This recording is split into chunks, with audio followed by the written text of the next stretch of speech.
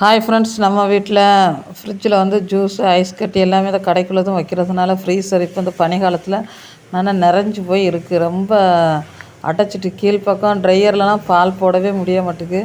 அதனால் இன்றைக்கி அவ்வளோத்தையுமே வந்து க்ளீன் பண்ணலான்னு சொல்லிவிட்டு அதால் அவ்வளோத்தையும் வந்து க்ளீன் பண்ணினேன்.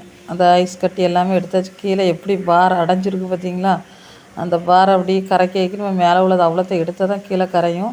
சரி, இது வந்து ஃப்ரிட்ஜில் பேக்கில் தண்ணி போனால் பின்னாடி ஸ்க்ரூவெலாம் உண்டு கலத்த கஷ்டமாக இருக்கும். இந்த மாதிரி அந்த தண்ணி போகிற இடத்துல ஒரு ஸ்பூனை வச்சு கீழே ஒரு பாத்திரம் வச்சோம்னா அந்த தண்ணி இங்கேயே வந்துடும்.